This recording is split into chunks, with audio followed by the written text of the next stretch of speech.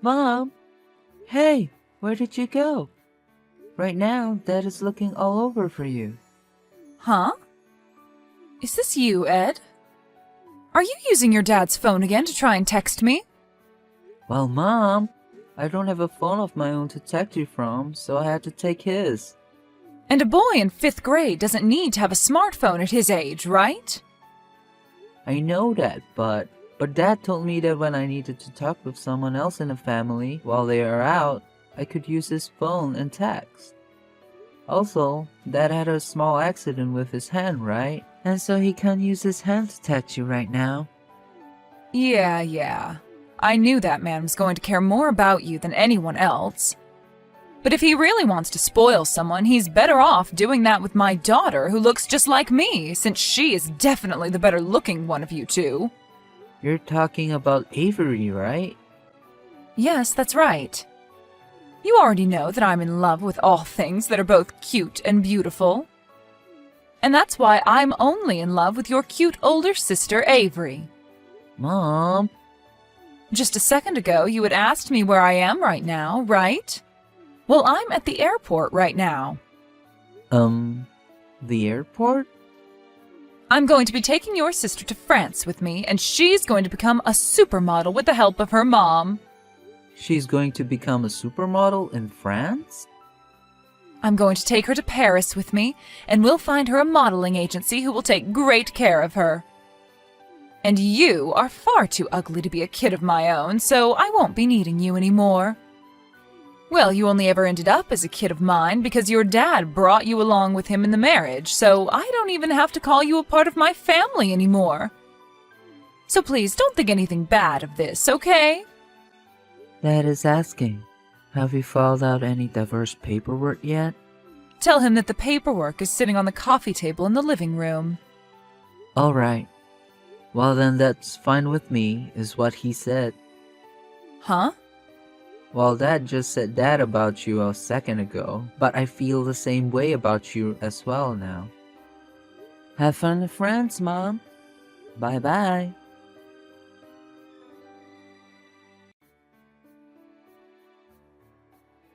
Hello, Ed? This is your phone number, right, Ed? And who am I speaking to right now? This is your mom, Andrea. What? I've heard about how you've been doing so well for yourself, Ed. So now you can look up to me as your mom since I was able to get you to this point, and I can feel good about myself again as well. I'm sorry to say this, but I don't believe I'm speaking with my mom right now. Well, it has been 10 years since we last met, and I'm sure my number is different from the one I had back in those days. But look, I'm your mom. And if you're wondering how I got your number, I was able to get it from your aunt. Your aunt was kind enough to tell me that you're getting into the showbiz yourself there, huh? And that you'll be going into Hollywood for your debut, right? That freaking dog. She's really gone and done it now. Hey, come on now. You should not be speaking about your aunt in that manner, okay? It's because of her that I'm finally able to talk to you again, and you can finally speak with your mother once more. I bet you're so happy to finally hear from your mom again after 10 long years of waiting, right? But I already told you, this is not my mom's number that I'm currently speaking to. Also know that she has only one phone and she's never told me nor anyone else that she has another. So tell me, what the hell do you want? Come on, Ed. You don't have to give me such a cold shoulder.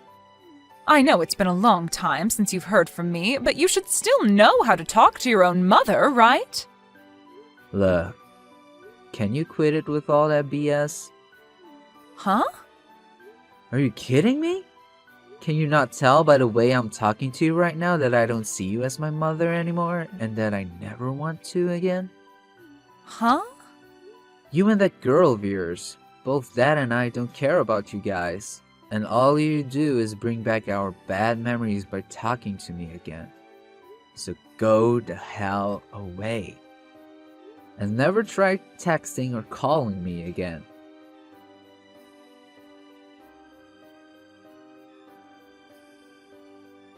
Ed! This drama that I'm watching right now, I can tell just by looking at your face that you're the one playing the rival to the main character, right? I saw your name in the opening credits, and that face of yours is the same as when you were back in 5th grade. I totally get it now. Back in the day, you were a bit of an ugly duckling, but now that you've grown into a young adult, I have to say that you are one handsome-looking gentleman. Amazing. So you really are my son after all. Ugh. You're texting me again? Hey! Do you really think that's the right way to talk to your own mother? It's not. So you'd better start talking to me in a polite manner from now on. You're not my mom. And that is why I'm talking to you like the annoyance you really are. All right already, all right. I get it that it's because of me that you've become this amazing little actor. It's because of all that wishing and praying that I did to have a child of mine turn into an actor that you've become such an amazing person, right? Seriously? And compared to you, your older sister Avery, well, let's just say she's not doing as great. What's happened to Avery? Well, her and I are coming back to the States soon. Weren't you and her trying your hardest to get her to become a supermodel or something? Well, that didn't ever really turn into anything more than just a dream. I thought for sure that since she's a natural beauty, she'd be able to make it in one of those agencies over there, but of course, those French have a different idea of who's beautiful or not. So in the end, any agency we went to never gave her a chance to model, and any private work she tried never ended up being scouted. And what's worse is after failure, she began to eat a lot more bread and stuff to fight the stress. And let's just say she's gained a few pounds. Really, she's no longer a beauty whatsoever, but rather the definition of an obese person. Seriously, I cannot use her at all now. But this is why, to me, you were the perfect son any mother could ever ask for. My prayers were finally heard, and you turned into the most handsome-looking young man imaginable. Well, I didn't get this far because of you. Huh? The only reason I've become an actor is because I wanted to become one, so I put in the effort to get to where I am now. To tell you the truth, it's supposed to be the manager's job to be here with me to help me diet and make sure I stay up to date on roles, right? Well, you haven't been here for me these past 10 years, nor have you ever been my manager, so screw you. Huh? Also, people don't just make it in a modeling or acting business by looking good. Ed! You have to be able to act as well, whether it's on stage or in the studio. And you have to be able to work to become the character you want to be, which takes weeks to perfect. Wait a minute. So you have no right coming to me acting as though you've put any work or care into me? Therefore, please, for God's sake, just leave me the hell alone so that you don't cause me any headaches anymore. Seriously, stop talking to me. I'm not messing around right now.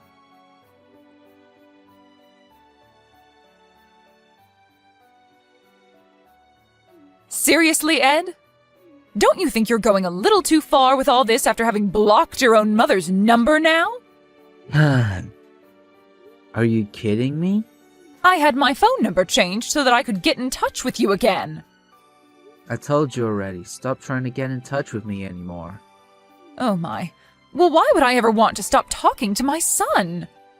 Are you really sure you want me to stay away from you even longer than I already have? I plan to become your manager soon so that you can become even more famous. What? You don't have to try and keep me at bay anymore. I promise that I'll do everything in my power to make sure you get as many roles as you'd like. And if you're worried about me having any experience, just know that I've been the manager for Avery for the past 10 years, and I did a wonderful job at it. By wonderful, do you mean you failed her on multiple occasions, and that's why you're back? Huh? As from what you've told me, you didn't take Avery anywhere as her manager, and only led her to becoming fat and sad about her life. You told me that yourself the last time we chatted about her. Well, that was something else. It had nothing to do with me as her manager, rather do with her way of thinking. She didn't have the drive she needed to become a supermodel, and that's why things didn't work out for her. But you're different. I know that with my help, I can take you to the top. Well, I'm already on my way there. Huh? My manager happens to be one of the most well-known in the Hollywood world, and she also happens to be my mom. Your mom? Ah, right. So this is your way of saying that you want me to be your manager, right? Understood, Eddie. I'll make sure to make you huge in Hollywood, and make sure that you and I never have to worry about falling out of the spotlight ever again. Wrong. I'm talking about how I already have a manager and mother, and she's not you. What? What do you mean by that? My dad happened to get remarried about 8 years ago. Huh? And not only did Dad end up getting remarried, but he did so with a woman who he ended up having a baby girl with, and she has the most beautiful face and figure. But, unlike you, she's not the kind of person to only care about those that are attractive looking, and is willing to love everyone in her family very much. And so because of her warmth, I've been able to forget about the cold past that I had with you as my mother, and can now live a new life as a successful man. That man, he got remarried to a new woman? And not just that, but had a girl with her? And that's why I've been saying that you're not my mother this whole time. It's been 10 years since you left Dad and I, so I have zero clue why you're back here now trying to talk to me like you ever cared about my family. But if you really think that you have any chance of getting back into this family as my dad's wife, then you're strictly mistaken, as there's zero chance of that happening now. What? That's what I thought. I have no other choice right now. 10 years ago, my dad, who was a very wealthy person, passed away. And of course, after his death, I received a lot of that money in his will from him. And when that money came to me, I thought it would be the perfect chance for me to get my daughter to become a famous model. And that's why I took her with me to France and started to make her model. I see. So that's what Dad was explaining to me about after you left us? During the first year, I was never able to land her any modeling gigs, and so I just thought that was a part of the industry. And since she didn't have a name for herself yet, I decided it would be better for the two of us to start conforming to life there first before getting into modeling. But then it was 2 years, and then 3 years, and time just kept on going without us ever seeing any real work come for us. And during that time, Avery graduated from an international high school there. That was the moment I thought she'd really put all her time into modeling, without the need to study, but I was wrong. But then I started to really have a closer look at her, and it appeared to me she already gave up. And the food there had gotten the best of her. She was no longer the beautiful young woman I pictured her as, rather a model for some weight loss ad. And it wasn't just that. I noticed that a lot of the money from my father had dwindled away, and so I had to make the choice to bring us back to the U.S. What? The house that your sister and I had been planning on living in is no longer there for us. And so right now, we don't have a place to go home to. Right.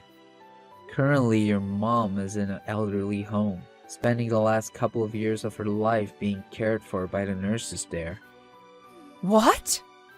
I heard from her that she used the money left over by her husband and the money from the house when she sold it to get into a really nice home where there are all sorts of amenities for her. You're kidding. So that means there really is no place for us to go? And that's not all, actually. You ended up taking your daughter away with you to another country, even though she never really wanted to. And while there, you used up not only your own money that you received from your late dad, but also the money that was supposed to be left for her. There were apparently a few other people that were supposed to get the money from your late father, who never did because of you. What are you talking about? Where is my mom right now? I have no clue where she chose to go. Besides that, it's good for her. What? So far, everything I've been telling you has been okay to tell you, as the other parties involved don't seem to mind you knowing.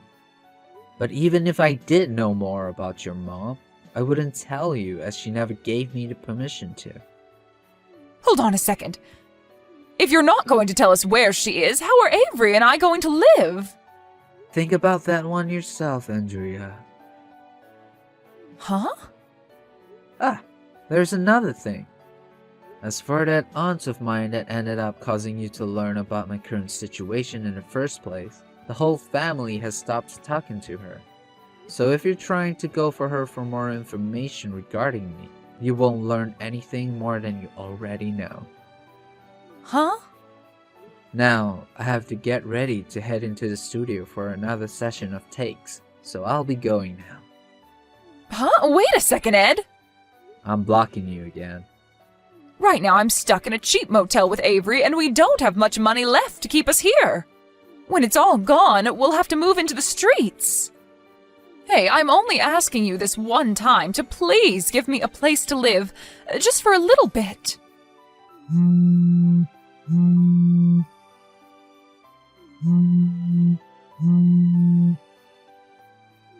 Ed!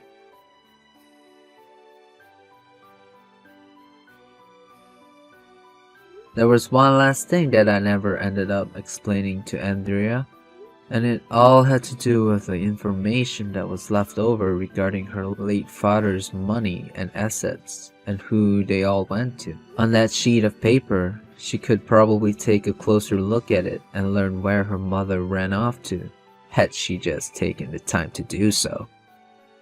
Of course, Andrea or Avery could still think of that as an option and take a look for themselves, but I was never gonna recommend that to her, as I just don't care about either of them. So whatever happens next with those three will be left unknown to me. And a couple days later, Andrea and Avery both appeared to have figured out where I was currently working in Hollywood and came to find me. But of course I told security of this, and they made sure to stay on the lookout for these two. And when they were spotted around the studio, security called the police, who then came and grabbed the two of them, where they later found some information on distant relatives of them who they ended up calling to come get them. And within a day, a black minivan pulled up outside the police station to pick those two up, and then they were gone for good. My dad later called me to tell me that distant relative was Andrea's younger sister, who ended up taking those two into her company to work for her, day and night, for the rest of their lives. It was such a relief to learn that Andrea and Avery could no longer touch any of us anymore, and ever since then, I've been able to live in peace. Thank you so much for watching and listening. We hope you enjoyed the video. Don't forget to like this video and subscribe. Also, feel free to leave a comment about what you thought of the story. We look forward to seeing you at the next story.